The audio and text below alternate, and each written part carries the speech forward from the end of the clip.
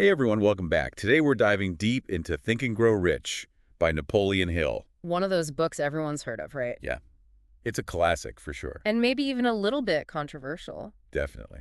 So let's break down why this book is still relevant today, nearly a century after it was written. It all started with Hill spending a whopping 25 years interviewing over 500 incredibly successful people. Yeah, I mean, we're talking big names here. Andrew Carnegie, Henry Ford, Thomas Edison. Exactly. And his goal was to crack the code of what made these individuals achieve so much. And he didn't just collect stories, he went deeper, right? He distilled those experiences into actionable principles. He really wanted to make success accessible, something anyone could learn. And that leads us to one of the core ideas of the book.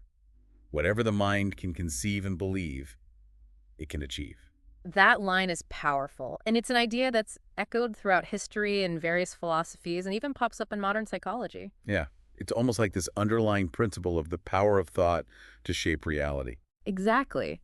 And what Hill did was to give this principle a practical framework, a set of steps you could actually take. And that framework is broken down into 13 principles for success, right? That's right. And each principle builds upon the other, creating a roadmap for achieving your goals. So let's get into some of these principles, the ones that really stand out. I'm particularly fascinated by desire. Hill really emphasizes its importance. Yeah. He makes it clear that desire is the starting point of any achievement. But it's not just about wishing really, really hard, is it? No, it's much deeper than that. Hill distinguishes between fleeting wants and burning desire, the kind that fuels action. So what's the difference? It's the difference between daydreaming about winning the lottery and meticulously planning how you'll build a successful business. So it's about taking concrete steps towards your goal, not just hoping it'll magically happen. Exactly. It's about that relentless pursuit, that unwavering focus that pulls you towards what you want. Like the story of Edwin C. Barnes. Yeah. Right. The guy who was dead set on working with Thomas Edison. Yeah. He had this burning desire to work alongside Edison, even though he was just a nobody at the time. It's like he willed that partnership into existence, even though logic said it was impossible. Exactly. And Barnes's story perfectly illustrates the power of unwavering desire. He didn't just wish, he visualized himself working with Edison, almost like he could taste the success. And that unwavering focus eventually opened doors that seemed firmly shut. It's almost like the universe conspired to help him. It's remarkable. And it brings us to another key principle, faith. Now, that word faith can be a bit loaded, right? It almost sounds like we're talking about blind belief. Well, in Hill's context, faith is about believing in your ability to achieve your goals even before you see tangible results. So it's about trusting the process, even when things get tough. Precisely. And Hill emphasizes using affirmations repeatedly stating your goals as if they've already happened. Like a self-fulfilling prophecy kind of thing. Yeah. It's about conditioning your mind to believe in the possibility of what you want to achieve. It sounds a lot like the manifesting trend that's so popular today. It does. But is there any science behind this? Or are we drifting into woo-woo territory? That's a good question. Because on the surface, it can seem a bit far-fetched, right? Well, Hill talks about reprogramming the subconscious mind through affirmations. Which sounds pretty out there, honestly. It does. But neuroscience is starting to uncover some interesting things about the plasticity of the brain. Really? Yeah. It turns out that repeated thoughts can actually reshape neural pathways, which can influence behavior. So even if you're skeptical, there's a possibility that these affirmations might actually be doing something. Exactly. And it aligns with the idea that our thoughts create our reality, which is a recurring theme in Think and Grow Rich. Okay, so let's say we've got the burning desire, we're working on our affirmations, we're visualizing our goals, but then what? What happens when we hit those inevitable roadblocks? That's where Hill's principle of persistence comes in. He was adamant that setbacks are part of the journey. Yeah, you can't expect everything to be smooth sailing. Exactly. And what separates those who achieve their dreams from those who just dream is their ability to keep going even when things get tough. So it's not about avoiding failure, but about learning to handle it and keep moving forward. Precisely. Hill argues that persistence is a muscle that gets stronger with each challenge.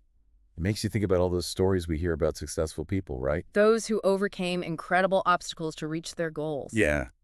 Like the underdog who clawed their way to the top, the entrepreneur who faced rejection after rejection before finally finding success. Those stories are inspiring because they show us that the path to success is rarely a straight line. It's about navigating those twists and turns, adapting your approach, and never giving up on what you want. And Think and Grow Rich gives us the tools to do just that. Now, another principle that caught my attention is the mastermind principle. Ah, yes.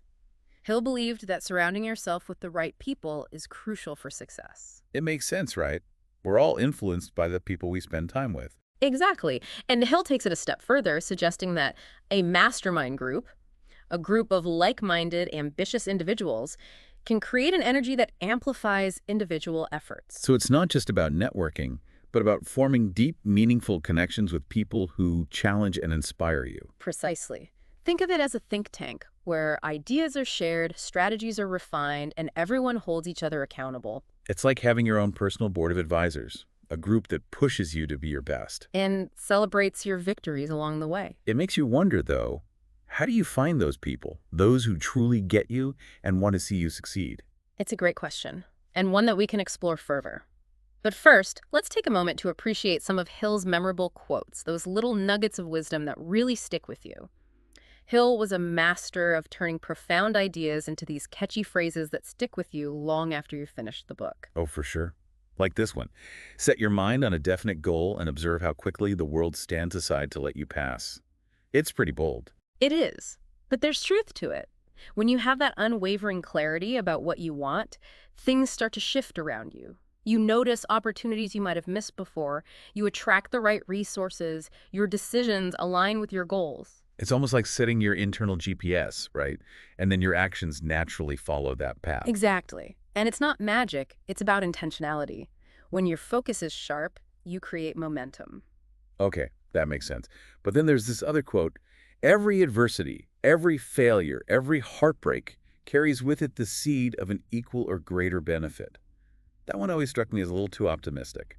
Yeah, it can sound a bit Pollyanna-ish, like every bad thing must have a silver lining. Exactly. Because sometimes life just throws you a curveball and it just feels bad, you know? Right.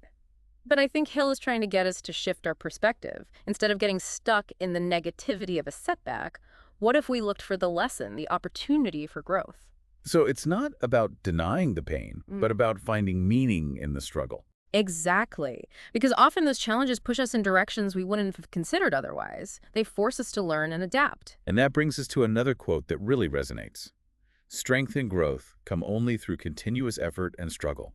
It's like a reminder that nothing worthwhile comes easy. Absolutely. Hill doesn't sugarcoat the effort required for success. He understood that mastery in any field requires dedication, discipline, and the willingness to push through resistance. And it's a message that's so relevant today, especially with this whole instant gratification culture we live in. Oh, yeah. We're constantly bombarded with messages that promise quick fixes and overnight success. But Think and Grow Rich reminds us that real, lasting success takes time, effort, and a whole lot of grit. Exactly. It's about the long game, the commitment to constant improvement. And speaking of challenging concepts, we can't avoid talking about the sixth sense. Yeah, it's one of the most talked about and maybe misunderstood parts of the book. It definitely sparks a lot of debate. People often interpret it as some kind of supernatural ability or ESP. Right, but is that what Hill really meant? Not quite. He described it as a highly developed intuition, a gut feeling that guides you towards the right decisions and actions. So it's more about tapping into an inner wisdom. Exactly. It's about developing that inner voice that helps you navigate the complexities of life. But how do you actually develop this sixth sense? Hill isn't exactly clear on that, is he? No, he's not. He suggests it's a skill honed through mastering the other 12 principles.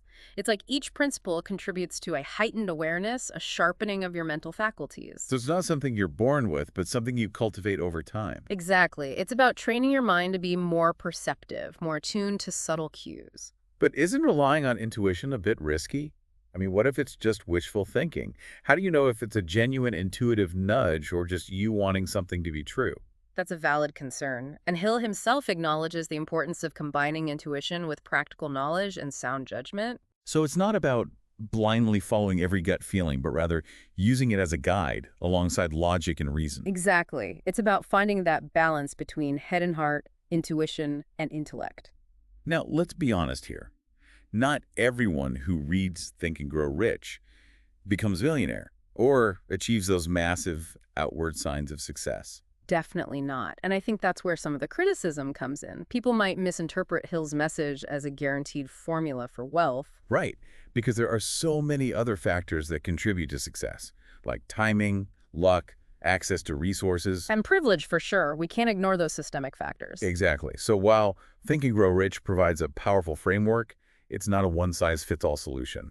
And I think it's important to remember that Hill was writing in a different era with a different social context. So maybe we need to adapt his message for today's world, taking what's valuable and leaving behind what no longer serves us. Absolutely. And I think that's the beauty of revisiting these classic works. We can engage in a dialogue with the past, extract timeless wisdom, and apply it to our modern lives. Now, speaking of things that might need a modern reinterpretation, there's one chapter that always raises eyebrows, the chapter on sex transmutation. Honestly, it feels a bit out of place in a book about success. It's definitely the most controversial part of Think and Grow Rich. Yeah. Hill's language is pretty outdated, even cringeworthy at times. It can be hard to read through that section with a modern lens, for sure. But putting that aside for a moment, is there anything we can salvage from this concept? Is there a nugget of wisdom hidden within all that archaic phrasing? I think so. Hill seems to be suggesting that sexual energy is this powerful force that can be harnessed and redirected towards creative pursuits. Like sublimating those desires somehow fuels ambition and achievement. That's how it comes across, but I think there's a more nuanced interpretation. If we strip away the Freudian baggage and look at it through a modern lens, Hill might be talking about emotional energy, that raw, primal drive that pushes us forward.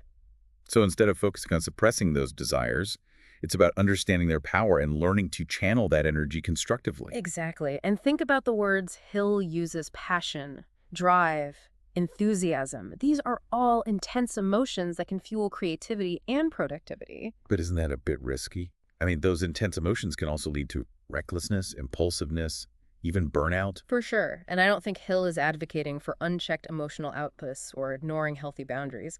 He's suggesting that we become masters of our emotional landscape, learning to recognize and direct that energy in a way that aligns with our goals. So it's about finding that balance, Sure. right? Harnessing that energy without being consumed by it. Exactly.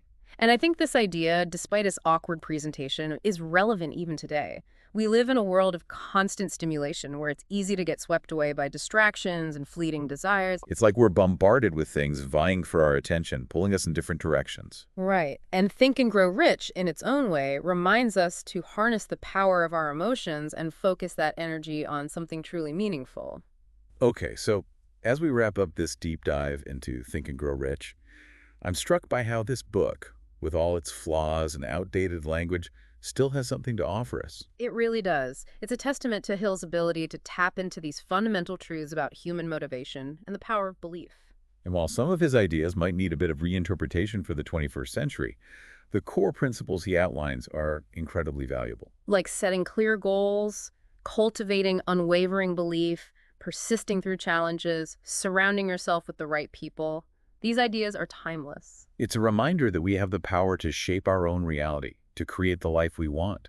And who knows, maybe along the way we'll even tap into that elusive sixth sense, that intuitive wisdom that guides us towards our true path. It's certainly worth exploring. After all, as Hill reminds us, whatever the mind can conceive and believe, it can achieve. So go out there, set those audacious goals, cultivate that unshakable belief, and watch as the world conspires to help you make it happen. Thanks for joining us on this deep dive. Until next time, keep thinking and growing.